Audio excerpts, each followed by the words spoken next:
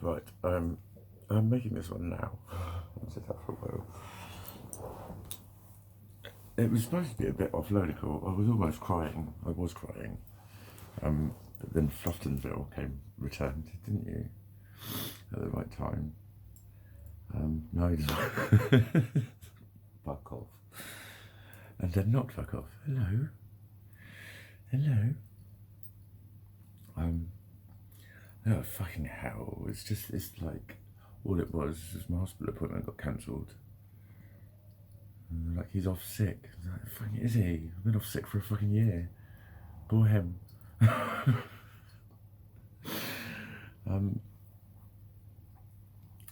So it's just, and then my world fell apart, basically. And that's kind of why I'm just recording it, and like, it's what makes all of that positive thinking talk so fucking difficult, because it's literally, it's just a fucking feeling that won't go away, and it's all over here, and it's like a physical symptom. And breathing into it and all of that makes it worse. I've tried all these techniques. It's just fucking,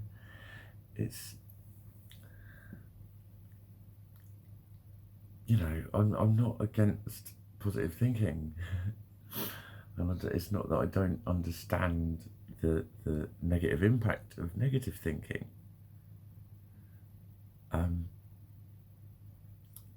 So I don't want to resign myself to something, but I know, like, I read a thing on the Schizotopal page the other day, and well, it popped up on my news feed, and he was just like saying, I'm just this.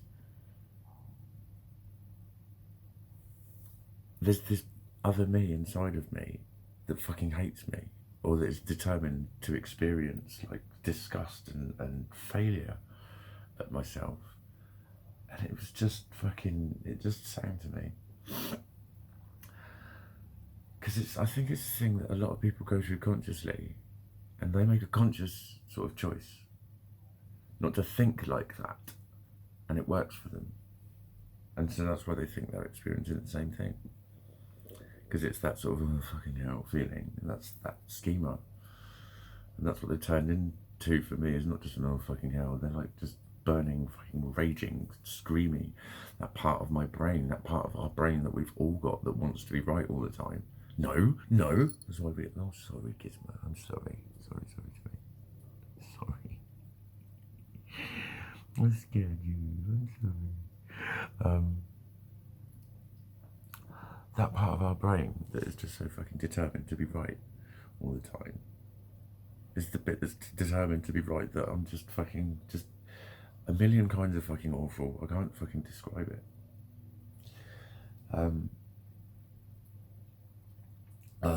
And then just, I don't know, I just started thinking about life stuff and how I've got to move, and everything became a disaster, and nothing was going to work, and it was, I couldn't do anything, and it's like, I just had like about an hour and a half of that.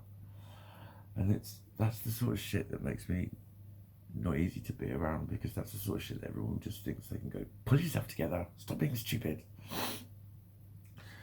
And like, I'm already telling myself not to be stupid. I already feel fucking stupid. It's so fucking hard to stop it. It's so fucking hard to stop it. And when someone shouts at you, tells you to pull your fucking self together and stop being a fucking baby, that makes it fucking sting even more. So this is the emotionally unstable part of being emotionally fucking unstable. That this shit fucking comes along over fuck all. So when you try and do something and just the slightest thing goes wrong, like you drop a cup or fucking like that, that's when you get a fucking bit. And again, people just think, the way people fucking try and deal with something like a temper problem is that what they will always do now is interpret every action that you do as you having a fucking temper problem and you overreacting. Because they know this, they've discussed it with you, your temper problem. And so that's how they fucking treat you. So they just fucking tell and command and dominate and all they think about is themselves, and how disgusting it is to be around that. And you think, no, that's disgusting to be around. That kind of rejection is disgusting to be around.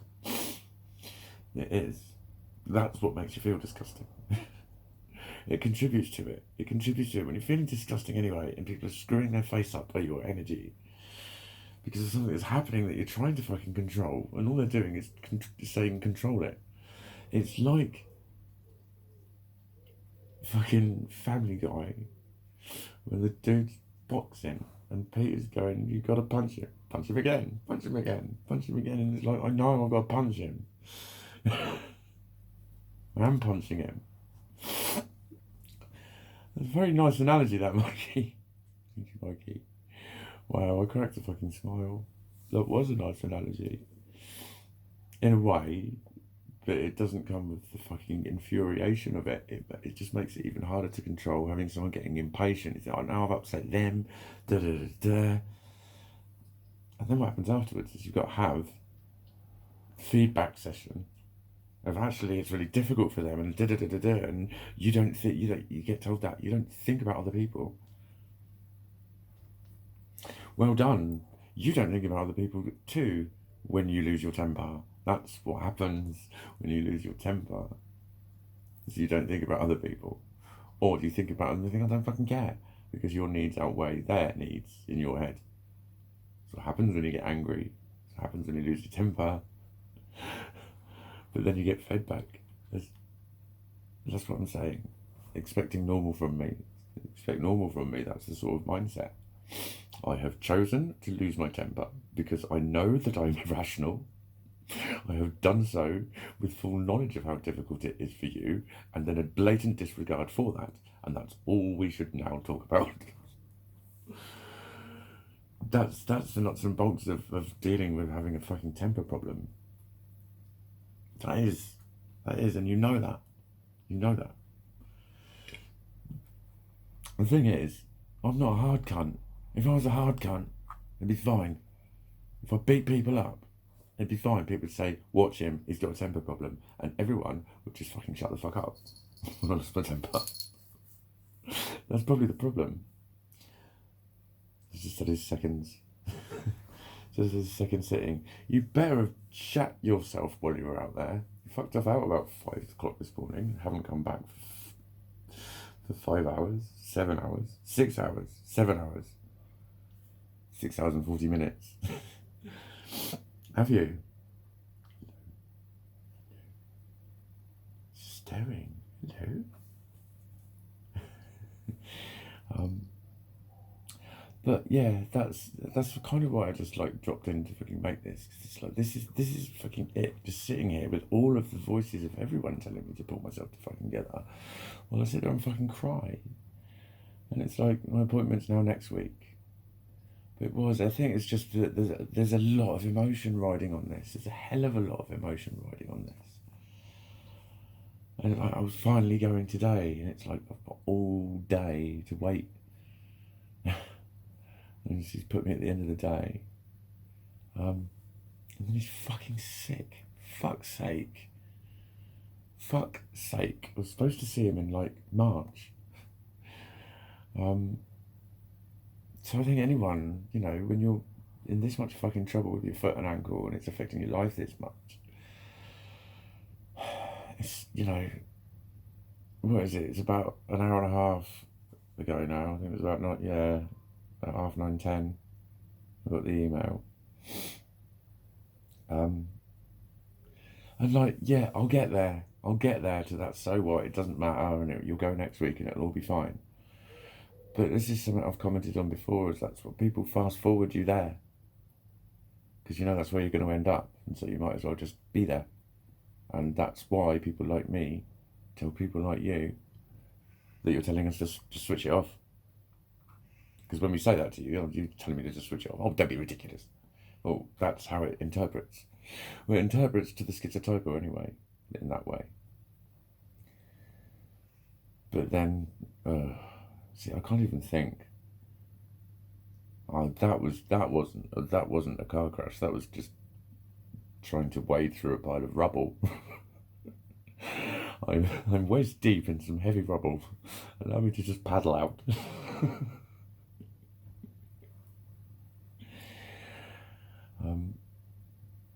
So yeah, I've got to crack on. Life is what it is, and all that, and I will get there. I do get there, but I have this sort of these near meltdown points, and I can't fucking stop them, and they happen when I'm at work and fucking shit like that.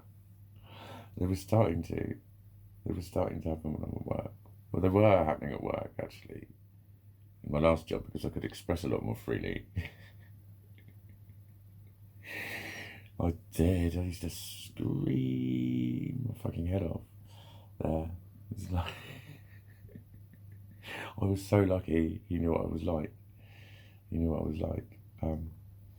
But yeah, I was an acquired taste. Like all the neighbours knew me. All of that thing. Again, that's fucking singing about. Oh, you're lovely, really, but oh, you are annoying.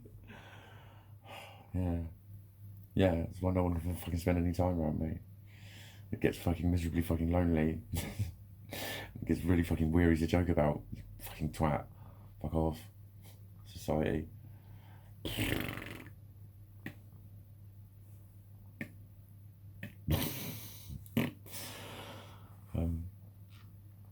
So I'll just meditate with the cat. But no, I'll crack on and do some shit. Hopefully going to see my favourite human later. I was going to see her on my way to the hospital anyway. So I'll be out and about. I need to go out and about and do some other bits.